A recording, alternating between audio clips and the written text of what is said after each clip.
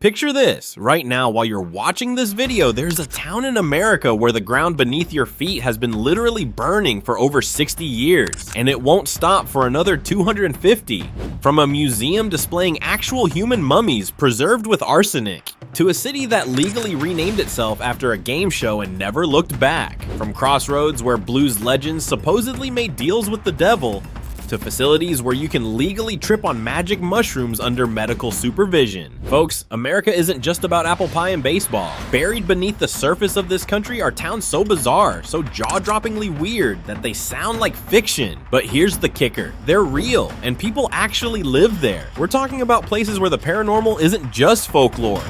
It's a tourist industry where death isn't taboo, it's dignified and legal, where aliens aren't science fiction, they're the entire economy. These aren't just quirky roadside attractions you pass on vacation. These are full-blown communities built on foundations of fire, conspiracy, murder, and things that make your average horror movie look like a bedtime story. I'm taking you on a journey through 10 of America's most unbelievable towns. Places where reality got twisted, where history went off the rails, and where ordinary life became absolutely extraordinary. From ghost towns with 5 stubborn residents refusing to leave an inferno, to Sin City where millions flock to lose their money and find their wildest dreams. You think you know weird? You haven't seen anything yet, so buckle up, because we're about to explore the America they don't teach you about in school. The one that's stranger than any fiction writer could dream up. Let's dive in, starting with Philippi, West Virginia, where death gets preserved and put on display. Picture this, you walk into what looks like a normal small town historical museum in West Virginia. Civil War artifacts, old photographs, the usual dusty Americana, but then you turn a corner and boom, 2 actual human bodies staring back at you. Not replicas, not wax figures, real mummies. And they've been there since 1888. Folks, let me introduce you to the Barber County Historical Museum's most famous residents. 2 women who died over a century ago and got turned into permanent exhibits thanks to one amateur embalmer with a wild idea and an experimental arsenic-based formula.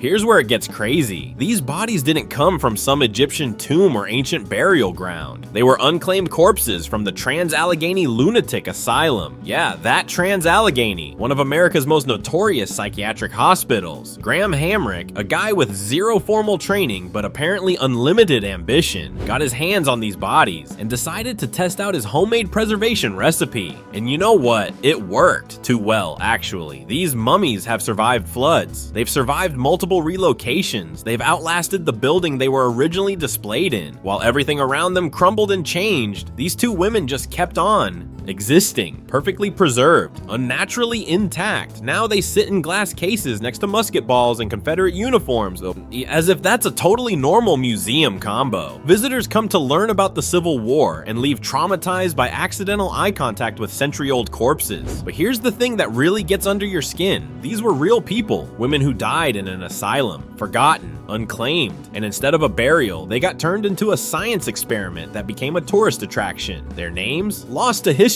Their stories? Unknown. But their bodies? On display for anyone with $5 and a strong stomach. The town of Philippi treats them like local celebrities now. They're part of the community identity, part of the pride, which raises some seriously uncomfortable questions about dignity, consent, and what we're willing to turn into entertainment. Moving on to number 9, and trust me, if you thought preserving asylum patients was dark, wait until you hear about the town built on supernatural terror.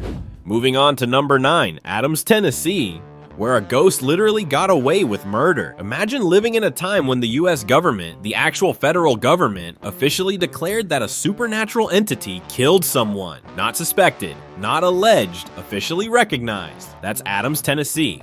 And this isn't some dusty footnote in history. This is the Bell Witch legend, and it's the only case in American history where a death certificate attributes the cause to a paranormal force. Let's set the scene. It's 1817. The Bell family is living their normal frontier life in rural Tennessee. Then things start going sideways, fast. We're not talking about creaky floorboards or cold spots.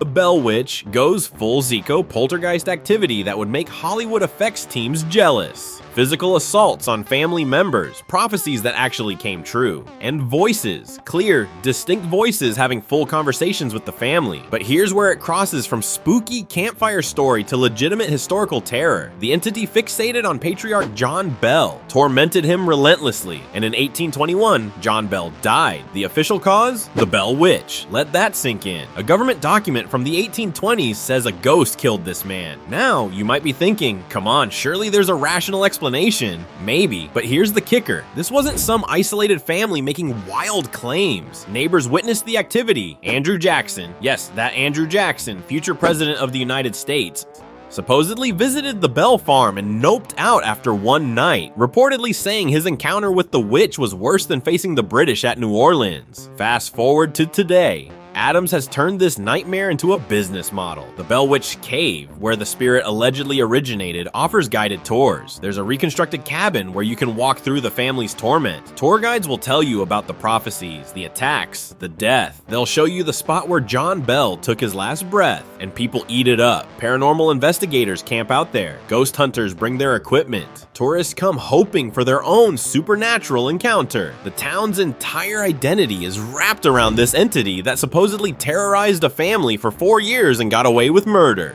Here's what really gets me though, whether you believe in ghosts or not, something happened in that house. Something so disturbing, so inexplicable, that it spawned a legend powerful enough to define an entire region for 2 centuries. The fear was real, the death was real, and the fact that officials were willing to write supernatural causes on an official document tells you just how desperate they were for any explanation. But if you think a murderous ghost is wild, the next town took American folklore and turned it into a billion-dollar music legacy. And it all started at a crossroads with a deal that cost someone their soul. Moving on to number 8, Clarksdale, Mississippi, where the blues were born from a deal with the devil himself.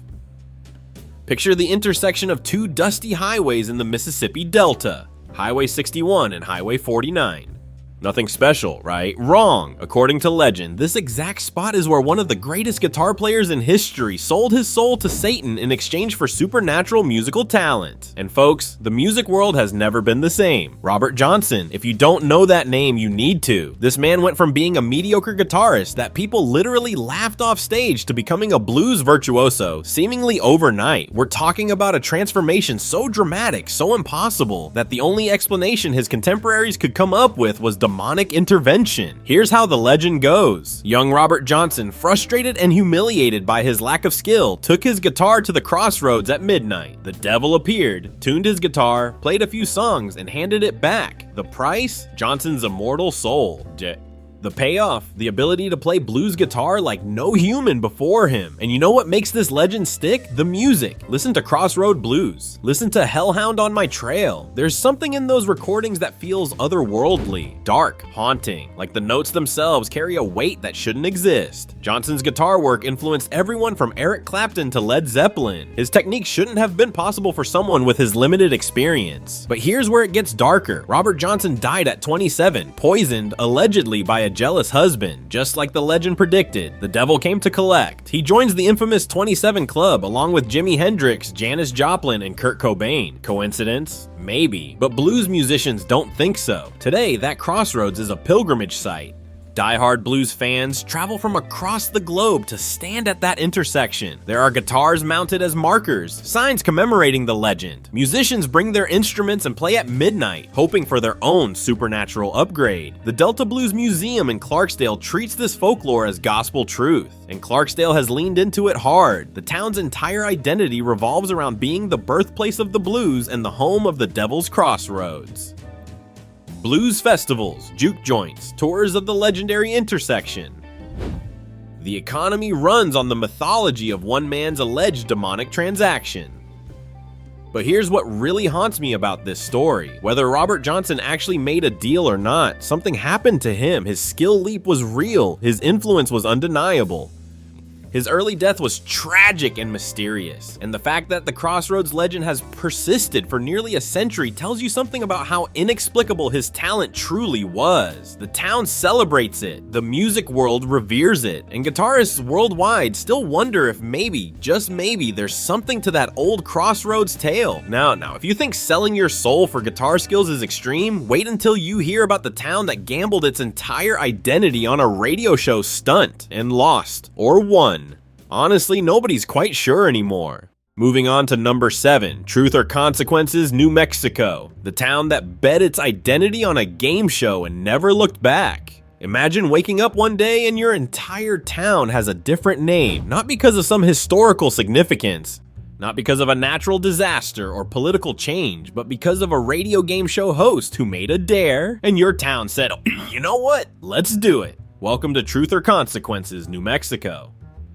Or as it was known before 1950, Hot Springs. Yeah, they had a perfectly normal, descriptive name that actually told you what the town was about. Geothermal hot springs that Native Americans had been using for centuries. Natural mineral waters. A legitimate wellness destination. Simple, clear, marketable. Then Ralph Edwards, host of the NBC radio quiz show Truth or Consequences, announced he'd broadcast his 10th anniversary episode from the first town willing to rename itself after his show. It was meant as a joke, a publicity stunt. Nobody was supposed to actually do it, but Hot Springs, New Mexico, they went all in. The town held a referendum, the citizens voted, and on March 31st, 1950, Hot Springs officially became Truth or Consequences. Ralph Edwards showed up, the publicity rolled in, national attention for a few weeks, mission accomplished, right? Surely they'd change it back afterward. Nope, 75 years later, it's still Truth or Consequences. The stunt became permanent, the joke became their identity. And here's the wild part, it kind of worked. The town became nationally famous overnight. Every year until his death in 2005, Ralph Edwards returned for the annual Truth or Consequences fiesta. The publicity kept coming. The quirky name attracted tourists who otherwise would have driven straight past another anonymous desert town. But let's be real, can you imagine the bureaucratic nightmare? Every single legal document, every business license, every road sign, every map, all changed because of a radio show that most people under 60 have never even heard of. Kids born in this town have to explain their hometown's name for their entire lives. Yeah, it's named after a 1940s game show. No, I don't know why they never changed it back. The town still has those legendary hot springs though.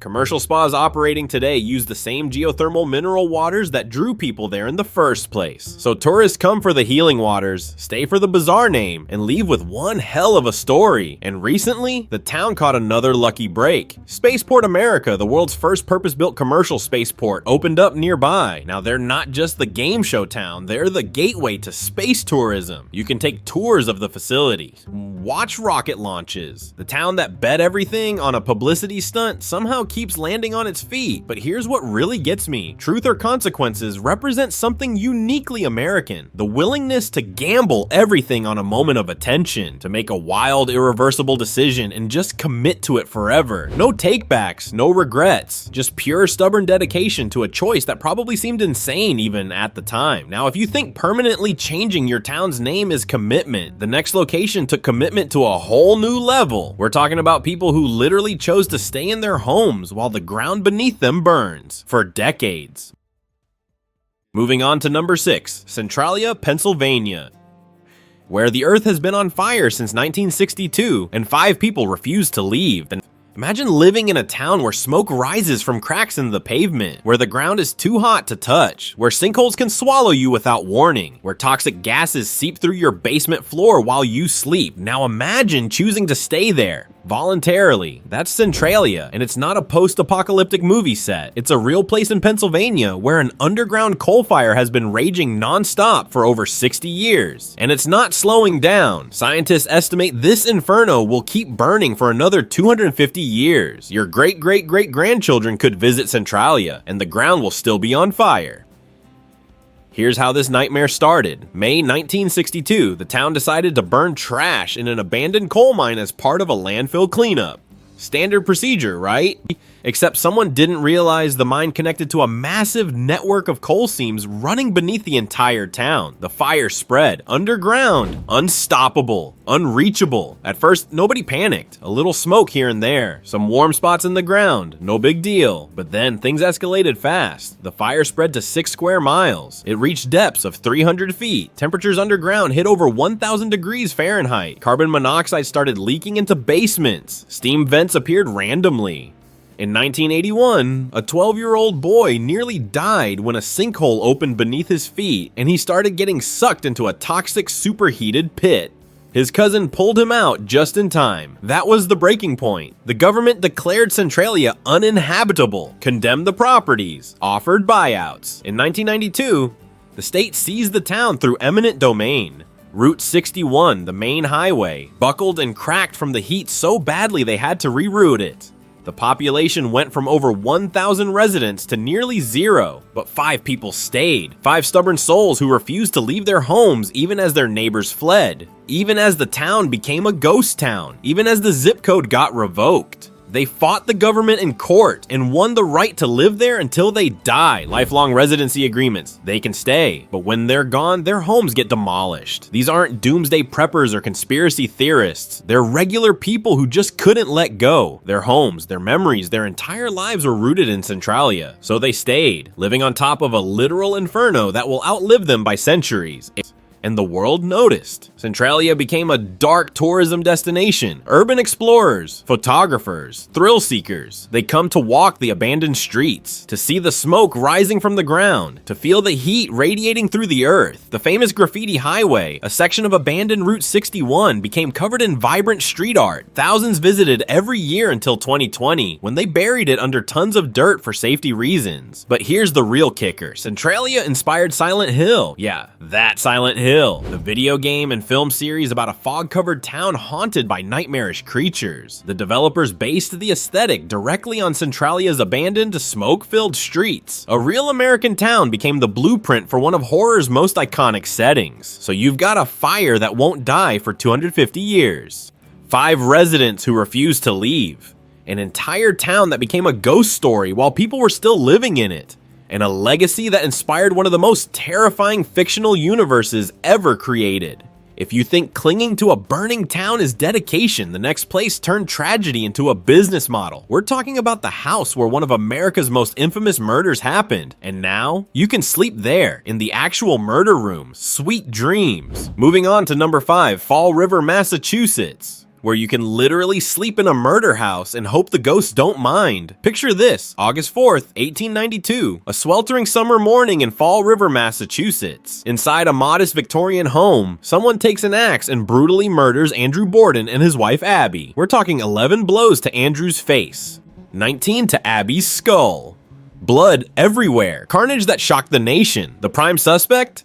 Andrew's daughter, Lizzie Borden, and thus began one of the most sensational murder trials in American history. Now here's where it gets wild. Lizzie was acquitted. The jury deliberated for barely an hour before letting her walk free. But nobody believed she was innocent. The evidence was circumstantial, sure, but the circumstances were damning. She was in the house. She had motive, financial tensions with her stepmother. She gave conflicting statements. She tried to buy poison days before the murders. And that famous children's rhyme? Lizzie Borden took an axe, gave her mother 40 whacks. When she saw what she had done, gave her father 41. Yeah, that became part of American folklore.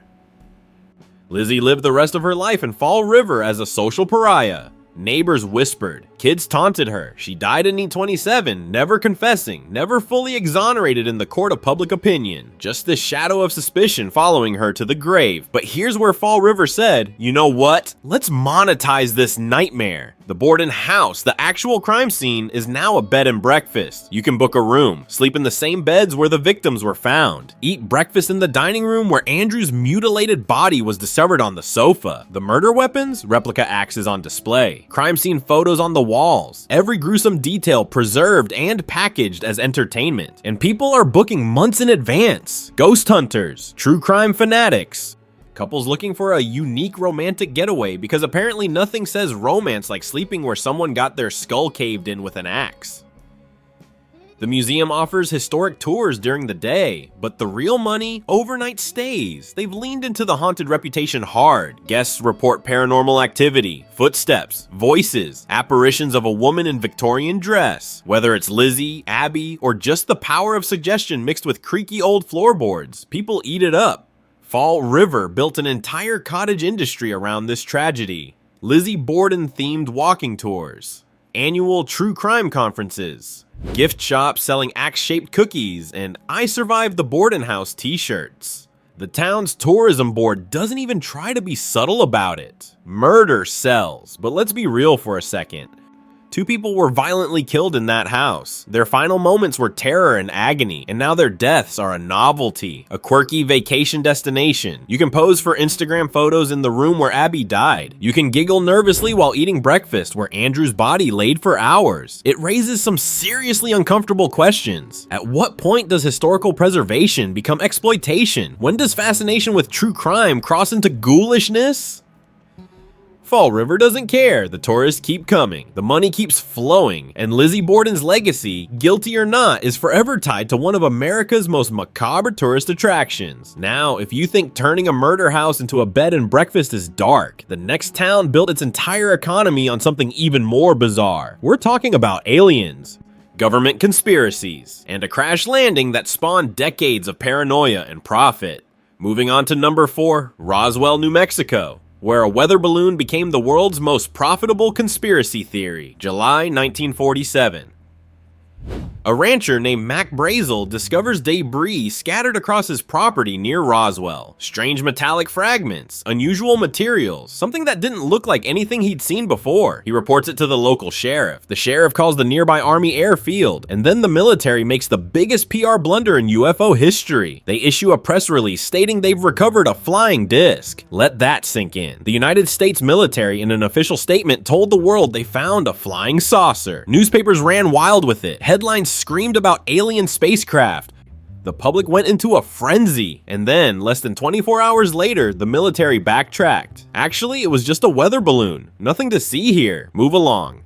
And that's when the real story began. Because here's the thing, when the government tells you something's nothing, then changes the story, then refuses to elaborate, people assume you're hiding something massive. The weather balloon explanation satisfied exactly nobody. Witnesses claim they saw alien bodies at the crash site. Military personnel allegedly transported strange materials under heavy guard. Locals reported seeing things in the sky that defied physics. For decades, the government stuck to the weather balloon story. Then in the 1990s, they changed it again. Actually, it was Project Mogul, a top secret program using high altitude balloons to detect Soviet nuclear tests. That's what crashed. Which, okay, makes more sense than a weather balloon, but it's still a government admitting they lied for 50 years. So why should anyone believe version 3 of the story? Roswell said, you know what, we're going with aliens. That's our brand now. And folks, they committed. Hard. In 1991, the International UFO Museum and Research Center opened. Not a quirky roadside attraction, a full-scale museum with exhibits on the crash, alien abductions, crop circles, Area 51, and every conspiracy theory you can imagine. It features testimonies from witnesses, declassified documents, recreations of the alleged alien bodies. Millions of visitors have walked through those doors.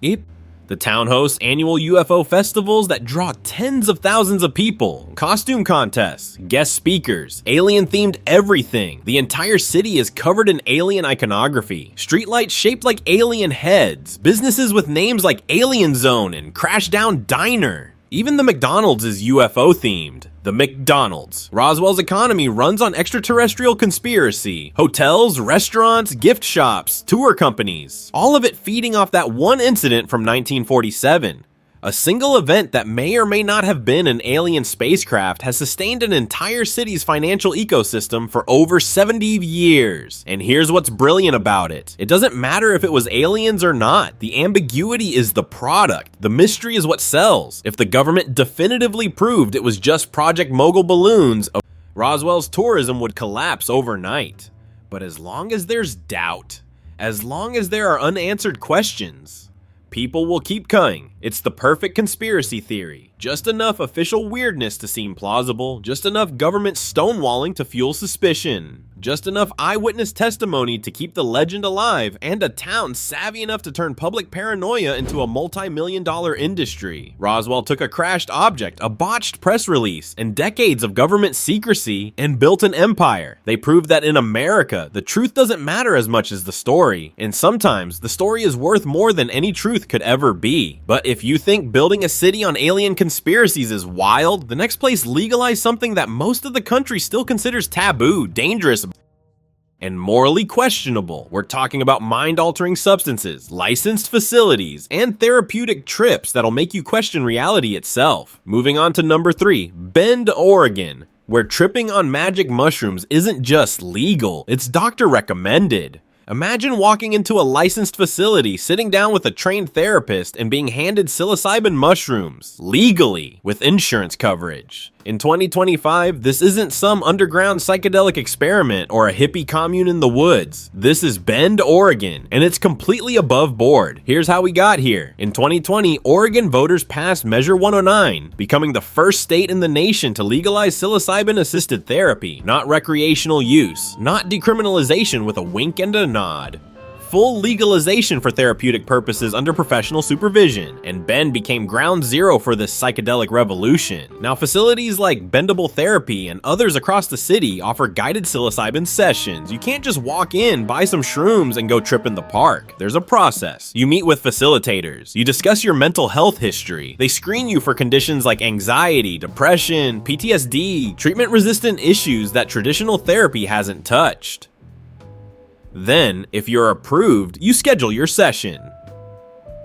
And here's where it gets fascinating. These aren't sketchy basement operations. These are licensed, regulated facilities that look more like upscale wellness centers than drug dens. Comfortable rooms, calming environments, trained professionals monitoring you through a 6 to 8 hour journey while your brain rewires itself on fungi. The research backs this up too. Studies show psilocybin can create massive breakthroughs for people suffering from depression, PTSD, end-of-life anxiety. We're talking about patients who've tried everything, failed every medication, given up hope, and then have a single supervised mushroom session that fundamentally changes their brain chemistry and outlook on life. But let's not pretend this is just about mental health.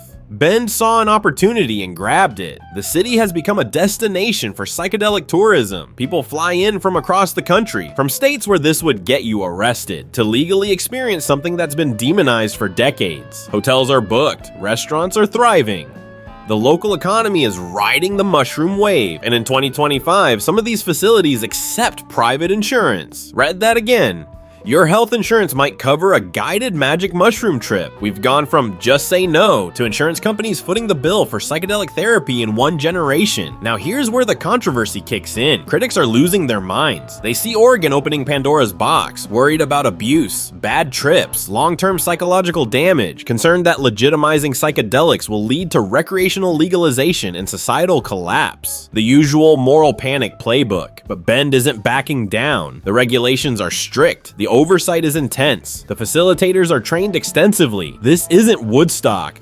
This is medical treatment that happens to involve a Schedule Y substance that decades of research kept buried because of political stigma. What really blows my mind is how fast the normalization happened. 5 years ago, suggesting psilocybin therapy would get you laughed out of most rooms. Now, Bend has multiple licensed centers. Therapists openly advertise their services. People casually mention their mushroom sessions the same way they talk about visiting a chiropractor. Bend took something that's been taboo since the war on drugs began and turned it into legitimate healthcare. They proved that sometimes the line between medicine and illegal drugs is just political will and scientific honesty, and they're making serious money doing it. But if you think legal psychedelics are progressive, the next city took end-of-life care to a level that makes most of America deeply uncomfortable. We're talking about death, choice, and the controversial right to end your own life on your own terms. Moving on to number 2, Portland, Oregon, where dying with dignity isn't just a philosophy, it's a legal right. Picture this, you're terminally ill, 6 months to live, maybe less. The pain is unbearable, your body is shutting down, you're losing control of basic functions, your dignity is evaporating day by day. And in most of America, your only options are suffer through it or hope morphine knocks you unconscious before the end. But in Portland, you have another choice. You can ask your doctor for a prescription, pick up lethal medication from a pharmacy, go home, gather your loved ones, and on your own terms, at your own time, end it. This is the Death with Dignity Act, passed in 1997, and it's been one of the most controversial laws in American history. Here's how it works. You have to be a legal adult. You have to be an Oregon resident. You need a terminal diagnosis with 6 months or less to live, confirmed by 2 separate doctors. You have to be mentally competent to make the decision.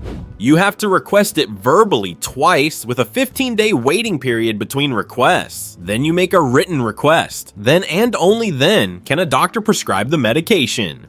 As of 2023, over 2,800 people have died under this act. Most at home, most in hospice care, surrounded by family. And here's what shatters the common narrative about this law. The primary concerns weren't to pain. Most people choosing this option cited loss of autonomy and dignity as their main reasons. Not physical suffering, but the psychological torture of losing control over their own bodies and lives. Let that sink in. People aren't choosing death to escape pain. They're choosing it to maintain their humanity, to avoid becoming shells of themselves, to leave this world on their own terms rather than being reduced to a helpless, dependent burden in their final days. Now the controversy. Oh boy, the controversy. Religious groups call it suicide. They say it violates the sanctity of life, that suffering has spiritual meaning, that God determines when we die, not us. Disability rights advocates worry it devalues lives deemed less worth living, that it creates pressure on sick and elderly people to end their lives to avoid burdening their families financially or emotionally. Some medical professionals refuse to participate, citing the Hippocratic Oath's do no harm principle. But Portland doesn't flinch. The law has safeguards, multiple doctors, waiting periods, mental health evaluations. Nobody can pressure you into this.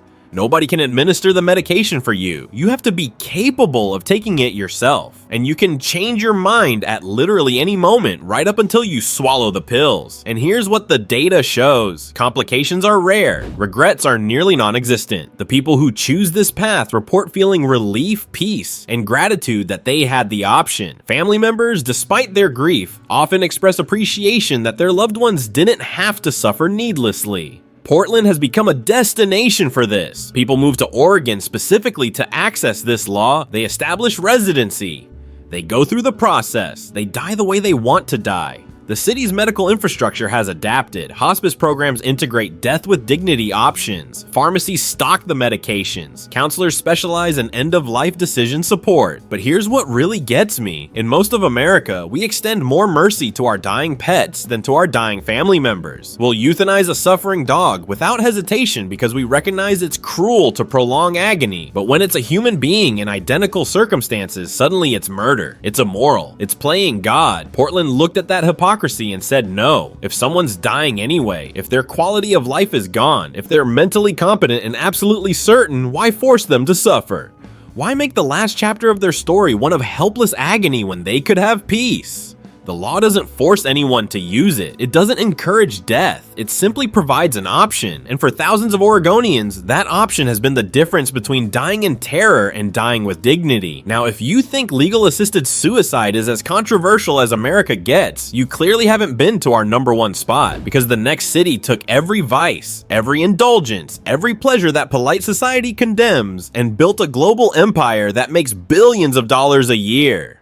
We're talking about the ultimate adult playground, the place where consequences disappear and inhibitions die. And finally, #1, Las Vegas, Nevada, where sin isn't just accepted, it's the entire business model. 40 million visitors a year. 40 million people who descend on a desert city built on a foundation of gambling, alcohol, sex, and the promise that whatever happens there stays there. This isn't just a town, this is America's id unleashed. This is every impulse society tells you to suppress, packaged and sold under neon lights 20 hours a day, 7 days a week, 365 days a year. Welcome to Sin City, and folks, it lives up to the name. Let's start with the obvious. Gambling. Legal since 1931, making Nevada one one of the first states to throw open the casino doors during the Great Depression when everyone else was closing them, and Las Vegas took that legalization and ran straight to the bank. The Strip alone, that iconic 4-mile stretch of pure excess, generates over $7 billion annually from gaming revenue. Billion. With a B, picture walking into these casinos. The Bellagio, Caesar's Palace, the Venetian. These aren't just gambling halls, they're architectural fever dreams. Indoor canals with gondolas, recreated Roman forums, Eiffel Tower replicas, erupting volcanoes, choreographed water fountains that cost millions to operate. All designed with one purpose: keep you inside, keep you gambling, keep you spending. And here's the psychological warfare these places deploy. No clocks, no windows, pumped in oxygen to keep you alert. Free alcohol while you gamble because drunk people make terrible financial decisions. Maze-like layouts that make it nearly impossible to find the exit. Slot machines engineered with sounds and lights that trigger the same dopamine response as cocaine. The entire infrastructure is built to separate you from your money as efficiently as possible. But gambling is just the gateway drug. Let's talk about the rest. Strip clubs, dozens of them. Massive facilities that look more like nightclubs than the seedy joints you'd find in other cities. Full bars, VIP rooms, bachelor party headquarters, gentlemen's clubs that market themselves as upscale entertainment venues while serving the same purpose they've served for centuries. And it's all legal, all advertised openly. Billboards on the highway, flyers handed out on street corners. Zero shame, zero apology. Then there's the escort industry. Now, prostitution itself is technically illegal in Clark County where Las Vegas sits, but the escort services, perfectly legal, and everyone knows what's really being sold. The line between legal escort and illegal prostitution is so blurred it's practically invisible. The industry thrives in this legal gray zone, generating millions while law enforcement looks the other way because tourism dollars matter more than moral crusades. The nightlife scene is beyond comprehension. Mega clubs that hold thousands of people, world-famous DJs pulling in $100,000 per night, bottle service that costs more than most people's monthly rent, pool parties where champagne flows at 2 p.m. and nobody questions your life choices. This is excess as performance art. And the shows. Oh, the shows. Cirque du Soleil productions, magic acts, comedy clubs, adult reviews, concerts by legendary performers who've set up permanent residency, entertainment options that would take months to exhaust, all designed to keep you in Vegas, keep you spending, keep you coming back. But here's what really defines Las Vegas. It's the permission. The cultural agreement that when you step off that plane, normal rules don't apply. You can gamble away your savings at 4 a.m. You can drink at breakfast. You can watch barely clothed performers while eating a $500 steak. You can make decisions that would horrify your Monday morning self. And society collectively shrugs and says, well, it's Vegas. That tagline, that what happens in Vegas stays in Vegas, marketing genius. It gives people permission to be their worst selves without social consequences. It's a guilt-free zone. A consequence-free zone. At least that's the fantasy they're selling. The economic impact is staggering. Tourism, gaming, and hospitality employ hundreds of thousands of people. The city's entire existence depends on people making bad decisions repeatedly. The worse your impulse control, the better Vegas does financially. It's an economic model built on human weakness, and it works spectacularly. While other American cities struggle with declining industries and economic uncertainty, Las Vegas prints money by giving people exactly what they want, and society says they shouldn't have. But let's be honest about what this really is. Las Vegas is America with the mask off. It's capitalism without the moral pretense. It's human nature monetized and weaponized. Every vice, every temptation, every indulgence refined to its most profitable form and served up in a desert that should be uninhabitable but instead hosts one of the world's most visited cities. People love to judge Vegas, call it shallow, trashy, morally bankrupt, but 40 million visitors a year say otherwise because deep down, most people don't want restraint. They don't want rules, they want permission. And Las Vegas sells permission better than anywhere else on Earth. From a museum displaying asylum mummies to a city that turned sin into a multi-billion-dollar empire, these 10 towns prove that America's strangest stories aren't in history books. They're happening right now in real places, with real people making choices that range from questionable to incomprehensible. So here's my question for you. Which of these towns would you actually visit? Which one crosses the line from fascinating to too far? Drop your answer in the comments because I'm genuinely curious where people draw their boundaries. And if you made it this far, you've just experienced some of the weirdest corners of America without leaving your couch. But trust me, there are more bizarre stories out there. More towns with secrets. More places where normal went completely off the rails. So hit that subscribe button because we're just getting started on this journey through America's strangest places. Until next time, stay curious, and maybe stay away from underground fires, haunted murder houses, and deals with the devil. Just a thought.